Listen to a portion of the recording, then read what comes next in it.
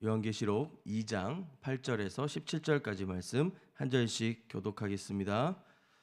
서머나 교회의 사자에게 편지하라.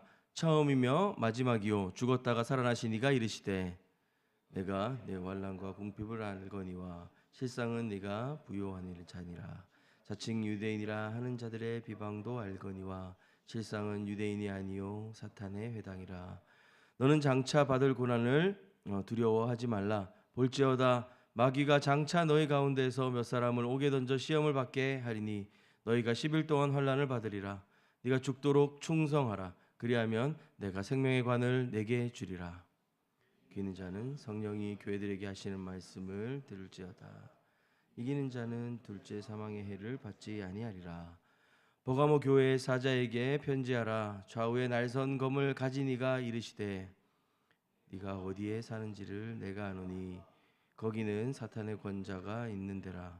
네가 내 이름을 굳게 잡아서 내 충성된 증인 안디바가 너희 가운데 곧 사탄이 사는 곳에서 죽임을 당할 때에도 나를 믿는 믿음을 저버리지 아니하였도다.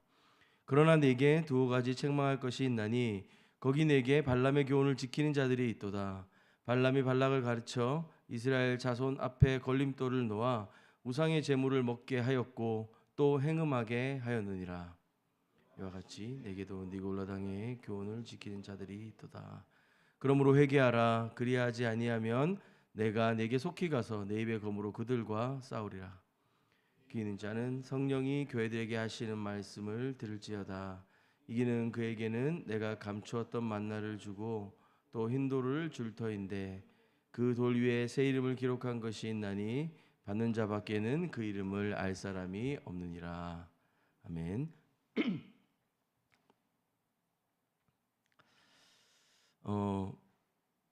2000년 전 이 고대 로마 지역에 살아가고 있었던 예수님을 따르던 이 백성들에게 자신들의 이 신앙의 생활이라고 하는 것은 당시 문화와 또 모든 체계와 시스템들을 거스르는 것들이었을 것입니다.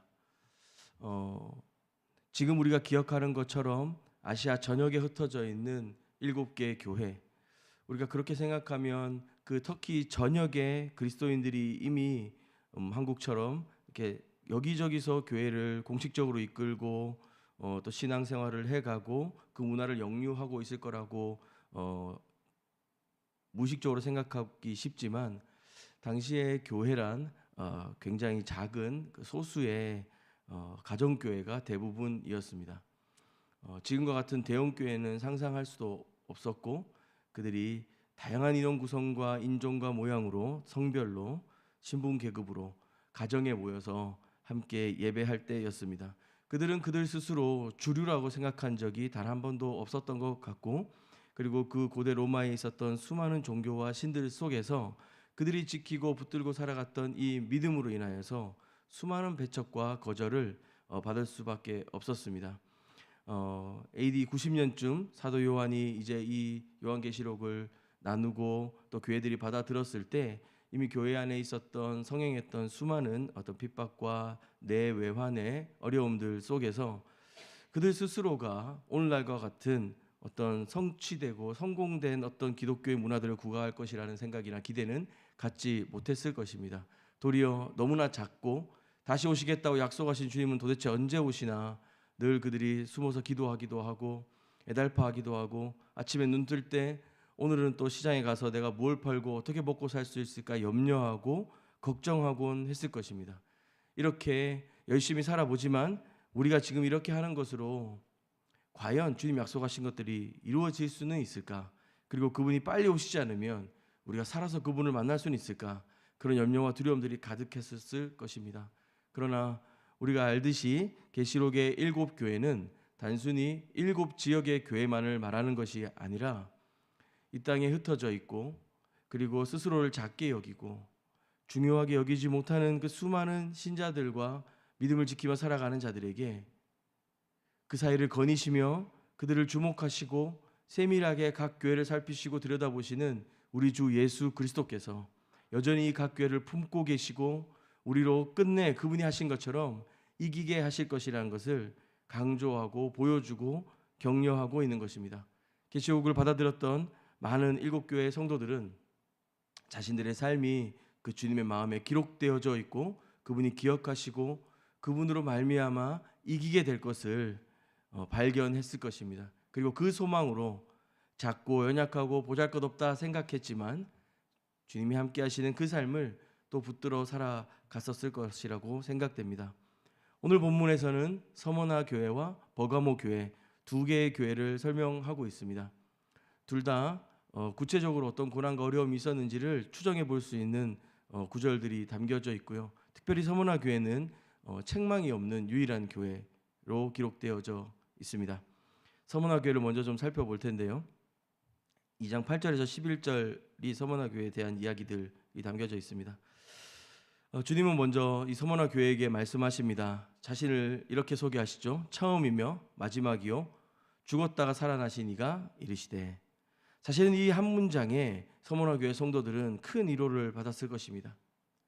그들의 사이에, 그들 교회 가족 안에, 이웃들 안에 이 믿음으로 인하여서 생명을 잃거나 사회적인 생명을 잃거나 그 수많은 어떤 실패와 좌절과 거절과 죽음의 모습들을 경험하고 있었을 것입니다. 그러나 우리의 인생의 그 시작과 끝을 주관하시는 주님 손에 있음을 이 한 구절로 우리는 발견합니다. 이 세상이 우리에게 줄 수 있는 가장 큰 고통인 죽음마저도 우리 주님은 이겨내셨고 부활하셨습니다. 그분이 부활하셨기에 시작된 교회였지만 시간이 지나고 세상의 세파들 속에서 흔들리고 그 부활의 의미들을 잃어가고 있었던 서머나 교회에게 내가 알파요 오메가다. 죽었다가 살아나시니 부활하신 예수 그리스도께서 너희와 함께 하시고 내가 너희에게 그 말을 전하고 있다 라고 위로하시는 것이죠. 서머나 교회 성도들의 삶은 굉장히 고단했었을 것 같습니다. 예수 믿는다는 이유로 경제적인 궁핍과 또 여러 오해와 비난, 비방들 안에 있었을 것입니다.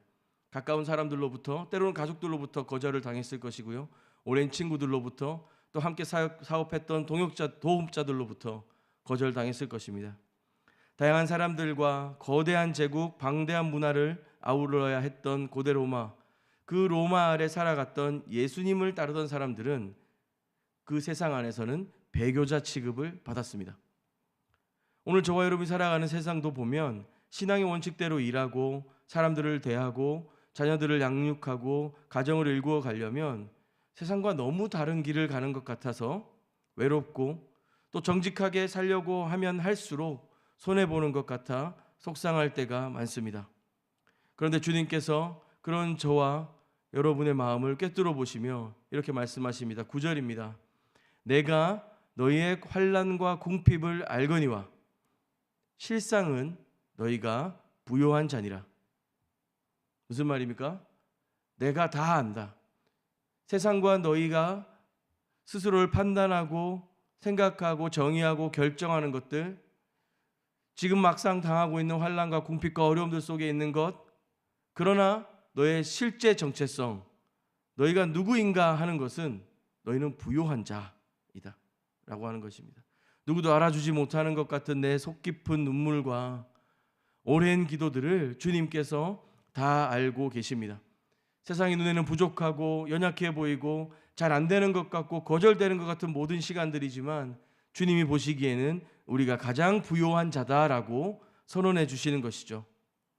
통장 잔고나 내 직업의 전망이나 자녀들의 미래가 우리를 부욕해 하는 것이 아니라 주님 앞에 엎드려 흘리는 눈물의 기도, 보이지 않는 곳에 드리는 섬김과 헌신, 타협하지 않고 세상과 다르게 걸어가려는 믿음의 가치를 지키려는 그 중심, 그 마음이야말로 그 주님의 마음에 가장 빛나는 보석이요 가장 큰 부요함인 줄로 믿습니다. 주님은 우리에게 죽도록 충성하라 말씀하십니다. 그 신실함을 끝내 포기하지 말아달라고 부탁하시는 것입니다. 위대한 순교를 의미하기도 하지만 오늘 하루 저와 여러분에게 맡겨진 자리에서 신실하게 살아가는 것, 그것이 바로 주님께서 기쁘게 받으시는 충성인 줄로 믿습니다. 세상과 다른 길인 줄 알지만, 그래서 받을 거절과 어려움들이 있지만 주님께서 우리를 부요하다 하십니다. 너희가 생각하고 세상이 판단하는 너희의 실상이 아니라 나는 너희 안에 있는 부요함을 안다. 주님이 말씀하시는 것입니다. 그 하루하루가 쌓여져 갈 때 주님은 우리를 영원히 시들지 않는 생명의 관으로 약속하셨습니다. 그 주님을 붙드시고 그 주님과 동행하시는 저와 여러분이 되었으면 좋겠습니다. 두 번째로는 버가모 교회 이야기인데요. 분위기가 조금 달라지긴 합니다. 주님은 좌우에 날선검을 가지신 이의 모습으로 나타나십니다. 이 예리한 말씀의 검은 누구를 향한 것일까요? 사실 이 말씀 자체가 교회를 향하고 있다는 사실을 기억한다면 이 좌우에 날선검을 가지신 이 말씀의 검으로 예리하게 도려내고 또 처리해야 될 문제는 교회 안에 있었던 것 같습니다. 바로 교회 안으로 슬며시 들어온 타협인 것이죠. 사실 우리가 느슨하게 살아갈 때는 도리어 타협에 대한 여부나 어떤 신앙의 정절이나 이런 것들을 생각하고 하기가 쉽지는 않습니다. 그런데 우리가 어떤 믿음의 시련이나 도전이나 인생의 어려움들이 있을 때 대외적으로 우리가 높은 경계선을 가지고 열심히 싸워갈 때 사실상 우리 안에 우리도 알지 못한 채 우리 마음에 싹 트는 위험한 생각들이 있습니다. 너무 힘드니까요. 너무 어렵고 쉽지 않은 세상 속에서 내가 이거 다 싸우다가는 아무것도 안 되겠는데 정말 열심히 싸우던 사람들 마음속에는 이 정도는 괜찮겠지라고 하는 생각들이 듭니다. 이렇게까지 하는 게 맞나라고 하는 생각들이 드는 것이죠. 순교자 안디바를 언급하면서 버가모 교회 또한 그 믿음을 지켜내며 실제로 수많은 헌신과 수고로움들을 감당했었음을 오늘 우리는 알 수 있습니다. 그러나 그들 마음에 발람의 교훈, 니골라당의 교훈들이 틈타고 있었던 것입니다. 그러나 내게 두어 가지 책망할 것이 있나니 14절입니다. 거기 내게 발람의 교훈을 지키는 자들이 있도다. 발람이 발락을 가르쳐 이스라엘 자손에게 걸림돌을 놓아 우상의 제물을 먹게 하였고 또 행음하게 하였느니라. 이와 같이 내게도 니골라당의 교훈을 지키는 자들이 있도다라고 했습니다. 성경은 발람의 교훈과 니골라당의 교훈을 같이 두고 지적하고 있는 것이죠. 여기서 니골라라고 하는 이름은 백성을 이기는 자, 정복자라는 뜻을 가지는데요. 발람도 그 이름 뜻이 비슷합니다. 백성을 삼키는 자 이런 의미들을 가지고 있죠. 매우 비슷합니다. 일부러 이 워드 플레이를 좀 하고 있는 것 같은데요. 강조하는 것이죠. 출애굽 시절에 그 발람은 이스라엘 백성들을 직접 하는 것에 실패하자 세상의 문화와 쾌락으로 그 가나안 땅의 문화와 쾌락과 음란으로 유혹해서 이스라엘 남자들을 넘어뜨리고 쓰러뜨리게 만들었었습니다. 눈에 보이고 직접적인 공격과 핍박 또 우리에게는 두렵고 어려운 일이지만 열심을 다해 달려가고 있는 우리의 일상과 신앙생활 속에서 틈타고 있는 우리 마음의 이 타협과 이 유혹에 무너지는 마음들도 경계해야겠습니다. 초대교회 성도들에게 익숙했던 이 구약 인물 발람의 죄악을 가지고 와서 이 니골라당을 통해 당시에도 이런 문제가 있었음을 지적하시고 너희가 그것들을 이겨내고 싸워야 된다라고 말씀하시는 거죠. 애들 성적이 중요하니까 학원 때문에 주일 예배 한번 빠지는 건 괜찮겠지. 남들 다 하는데 세상적인 방법으로 돈 좀 버는 게 어때? 세상에 뒤처지면서 사는 것은 안 되는 거야. 이 정도는 주님도 이해하실 거야. 사실은 이런 사소하고 작고 농담처럼 하는 이야기들이 우리 자신과 가정의 신앙들의 근간을 흔들 때가 있음을 기억해야겠습니다. 그리고 우리도 모르게 어느 순간 영적인 음행 안에 있음에도 불구하고 주님의 이 날선검으로 그 말씀으로 우리의 삶의 기준을 세우고 돌이키고 회개하고 새롭게 우리 자신을 발견하기보다 그냥 그렇게 살아가는 때가 많았음을 우리가 기억하고 또 회개해야겠습니다. 우리가 영적인 파수꾼으로 깨어 있어야 함을 주님은 지금 그 사랑의 음성으로 일깨우고 계신 것이죠. 16절입니다. 그러므로 회개하라. 그리하지 아니하면 내가 내게 속히 가서 내 입의 검으로 그들과 싸우리라. 귀 있는 자는 성령이 교회들에게 하시는 말씀을 들을지어다. 이기는 그에게는 그가 감추었던 만나를 주고 또 흰 돌을 줄 터인데 그 돌 위에 새 이름을 기록한 것이 있나니 받는 자밖에는 그 이름을 알 사람이 없느니라. 주님이 우리를 위해 싸우시겠다. 그리고 우리가 회개하지 않고 돌이키지 않을 때 주님께서 속히 오셔서 그분의 이불의 검으로 그들과 싸우겠다. 그리고 끝내 우리를 돌 위에 새기시겠다. 우리가 영적인 파수꾼의 사명을 감당하며 이기는 자로 주시는 약속을 의지하고 우리의 삶을 돌이켜 감추었던 만나를 경험했으면 좋겠습니다. 승리한 자 흰돌로서 새 이름을 주시는 주님을 믿음으로 바라보았으면 좋겠습니다. 세상 어떤 것과 비교할 수 없는 하늘의 양식을 의지하며 너는 내 것이라 그 이름을 새겨주시는 주님 앞에 주님과 나만이 아는 친밀한 사랑과 그 동행하는 관계 속에 저와 여러분이 오늘 하루 걸어가고 살아갈 수 있으면 좋겠습니다. 말씀을 마무리하겠습니다.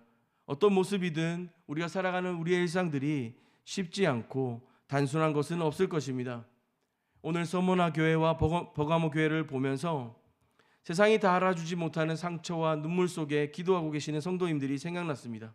세상의 가치관을 이겨내고자 노력하고 씨름해 보지만 그 결단이 또 무너지고 지치고 상하고 엎드려지는 것들을 보게 됩니다. 그러나 우리 주님께서 다 아십니다. 주님이 그 사랑으로 함께 하시며 끝내 이기게 하시는 주님이신 줄로 믿으셨으면 좋겠습니다. 그분과 함께 주님이 더하시는 하늘의 상급을 의지하며 믿음으로 승리하는 복된 하루 되는 저와 여러분이 되었으면 좋겠습니다. 같이 기도하겠습니다. 좋으신 아버지 하나님, 이 땅을 살아가며 우리가 감당하는 모든 매일매일들을 주님 앞에 올려드립니다. 때로는 우리도 흔들리고 그 유혹에 마음을 빼앗길 때도 있지만 끝내 이기시며 상급으로 채우시며 돌보시고 은혜로 붙여주실 주님을 믿음으로 바라보게 하여 주시옵소서. 주님이 행하시고 먼저 걸어가신 이 길을 믿음으로 따라가게 하여 주시옵소서. 죽도록 충성하며 순전하고 구별된 삶으로 이 땅 가운데 주님의 마음에 새겨진 흰돌로 신자로 그렇게 오늘 하루 은혜 가운데 우리의 삶 감당하게 하여 주시옵소서. 예수님의 이름으로 기도합니다. 아멘. 우리 두 가지 기도했으면 좋겠는데요. 먼저는 개인과 우리 가정을 위해서 좀 기도하겠습니다. 우리의 모든 형편과 마음을 아시는 주님께 이 세상이 알아주지 못하는 나의 수고로움과 눈물 또한 주님이 부요하다라고 말씀해 주시는 것을 기억했으면 좋겠습니다. 오늘 하루 우리의 삶의 자리에서 이 말씀을 기억하고 신실하며 무엇보다 우리 자신과 우리 가정이 세상의 유혹과 세상의 가치관으로부터 흔들리지 않고 말씀의 날성검 아래 분별하고 또 이겨내는 지혜와 용기로 주님 인도하여 주시옵소서 기도했으면 좋겠습니다. 그렇게 감추었던 만나를 날마다 맛보며 주님과 친밀한 교제를 누리는 복된 가정 되도록 기도했으면 좋겠습니다. 두 번째로 우리 교회를 좀 중보할 텐데요. 이 땅의 많은 교회들이 이 세상 한가운데에서 서머나 교회처럼 힘겨워하고 버가모 교회처럼 흔들리기도 합니다. 그렇게 우리 안에 스며든 세상의 성공주의, 편리함, 그렇게 용납했던 안일함들을 회개하고 이 땅의 교회를 거룩하게 하시고 다시 한번 일으켜 주님 뜻대로 사용하여 주시도록 특별히 부름받은 수지해본 교회가 그 부르신 은혜를 따라 믿음으로 칭찬받고 든든히 세워져가는 교회 될 수 있도록 같이 중보하신 후에 개인의 기도로 주님께 더 깊이 나아가도록 하겠습니다. 함께 기도하겠습니다.